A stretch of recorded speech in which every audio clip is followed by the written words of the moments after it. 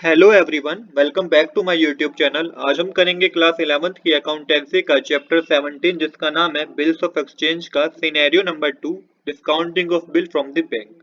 आज के लेक्चर में हम discounting of bill from the bank क्या है इसको समझेंगे और साथ ही इसमें किस तरीके से जर्नल एंट्री होती है, क्या क्या जर्नल एंट्री होगी, इस बारे में हम डिस्कस करेंगे। चलिए बिना देरी के शुरू करते हैं अपने आज के टॉपिक को। तो discounting of bill from the bank है क्या, इसको एक एग्जांपल समझते हैं। एग्जाम्पल के लिए सेम ही हम कंसेप्ट लेंगे कि ये बिजनेस है, ये ड्रॉअर है और ये ड्रॉई है। तो ड्रॉई ने बिजनेस में परचेज करी है मार्च 1 को 50,000 रुपीज की और कहा कि मैं एक महीने बाद पेमेंट करूंगा। ड्रॉअर भी एग्री हो जाता है क्योंकि उसको पता है कि बिजनेस में उधार पे सेल होती है, पर ये एग्री हो जाता है पर कहेगा ठीक है आप एक महीने बाद पेमेंट कर देना, बट मुझे एक बिल साइन करके दे दो, उस पर अपने साइन कर दो और कितना अमाउंट आपने पे करना है वो पूरा उसमें मेंशन होता है। तो ये बिल साइन करके ड्रॉई से ले लेगा। अब हुआ क्या, discounting of bill from the bank के कंसेप्ट में इसे समझते हैं। अब क्या हुआ कि अचानक से ड्रॉअर को भी पेमेंट की जरूरत होगी, बट अब ड्रॉअर ने तो कहा कि वो तो एक महीने बाद पेमेंट करेगा।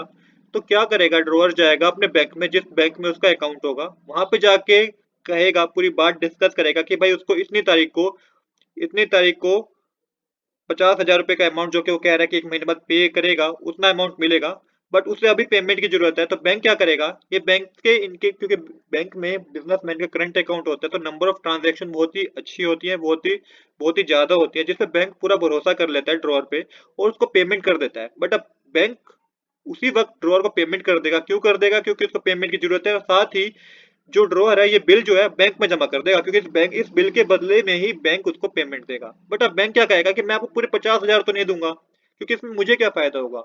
तो बैंक क्या करेगा, उसमें से कुछ एक मिनिमम चार्जेस, डिस्काउंट चार्ज काटेगा। वो 1,000 रुपये हो सकता है, 200 rupees, 500 rupees, as per the question, ये आपको पता होगा। और बाकी का जो रिमेनिंग अमाउंट होगा वो ड्रॉअर को दे देगा। अब जब ड्यू डेट आएगी तो बैंक ड्रॉई से कांटेक्ट करेगा भाई कि पेमेंट के लिए। अब बैंक की ड्रॉई से कांटेक्ट करेगा कि लाओ भाई अब पेमेंट मुझे दो। अब जो ड्रॉई है वो पेमेंट किसको करेगा, बैंक में करेगा, क्योंकि बैंक ने तो पहले ड्रॉअर को पेमेंट कर दिया है। तो अब ड्रॉई को पेमेंट किसको करनी है, बैंक को। तो बैंक इससे खुद ही कांटेक्ट करेगा जब ड्यू डेट आ जाएगी कि भाई ड्यू डेट आ गई है, अब आपका बिल हमारे पास है, ये पेमेंट आप हमें दे दो। तो यही कंसेप्ट है discounting of bill from the bank का। आई होप आपको समझ में आया होगा कि क्या कंसेप्ट है, किस तरीके से हम इसके क्वेश्चन को करेंगे, क्या मतलब होता है discounting of bill from the bank का। अब चलिए इसकी जर्नल एंट्री को एक बार समझ लेते हैं। तो जर्नल एंट्री के लिए कंसेप्ट, मैं आपको जर्नल एंट्री का कंसेप्ट समझा रहा हूँ कि किस तरीके से ड्रॉअर अपनी बुक में जर्नल एंट्री करेगा और ड्रॉई अपनी बुक में जर्नल एंट्री करेगा।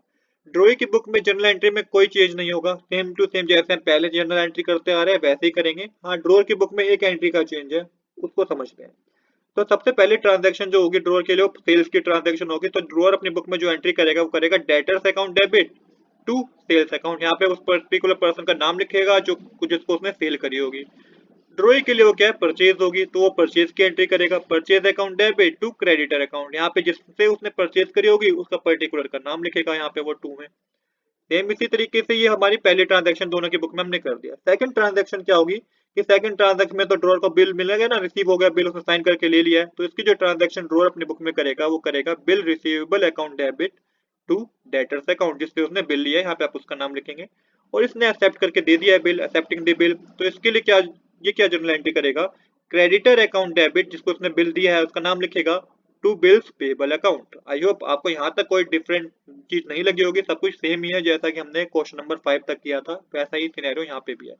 चेंज कहाँ हुआ है, चेंज हुआ है यहाँ पे कि ड्रॉअर को भी पेमेंट की जरूरत हो गई, तब उसने ड्राई ने कहा कि मैं तो पेमेंट एक महीने बाद करूंगा, तो ये कहाँ गया, बैंक में गया। तो यहाँ पे थोड़ा चेंज है। तो डिस्काउंटिंग द बिल, तो ड्रॉअर अपनी बुक में अब कौन सी एंट्री करेगा, डिस्काउंटिंग द बिल, क्योंकि अब उसने बैंक से पेमेंट ले लिया, बिल जमा कर दिया बैंक को और बैंक ने उसको पेमेंट कर दिया। एक नॉमिनल सा चार्ज काटा होगा, बैंक ने डिडक्ट किया होगा, वो आपको उसकी जर्नल एंट्री आपको करनी है।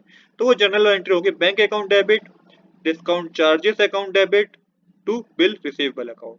तो ड्रॉअर अपनी बुक में इस तरीके की एंट्री करेगा और ड्रॉई कोई एंट्री नहीं करेगा। ड्रॉई की बुक में कोई एंट्री नहीं होगी क्योंकि ड्रॉई ने तो बैंक थोड़ी कॉन्टैक्ट किया, वो तो अपने टाइम पे पेमेंट करेगा। तो ड्रॉई की बुक में कोई एंट्री नहीं होगी। इसके बाद क्या होगा, अब क्या हुआ, on maturity of bill, maturity of bill pay drawer की बुक में कोई एंट्री नहीं होगी। क्यों एंट्री नहीं होगी ड्रॉअर की बुक में, क्योंकि उसने तो पहले पेमेंट ले ली ना बैंक से, अब तो बैंक का काम है ड्रॉई से कांटेक्ट करना। बट ड्रॉई की बुक में एंट्री होगी क्योंकि ये तो अपना टाइम पे पेमेंट कर रहा है, इसके लिए कोई चेंज नहीं हुआ। तो ये क्या एंट्री करेगा, ये करेगा bills payable account debit to bank account. क्या करेगा ये, टू बैंक अकाउंट, क्योंकि आपके बार ये बैंक को पेमेंट कर रहा है तो यहाँ पे बैंक को पेमेंट करेगा तो यहाँ पे लिखेगा टू बैंक अकाउंट। तो यहाँ पे आपको इस तरीके से जर्नल एंट्री करनी होगी, इसका बैंक का बैलेंस क्या हो जाएगा, कम हो जाएगा। तो दोस्तों आज के लिए इतना ही। I hope you like this video. If you like this video, please do subscribe this channel. Thanks for watching.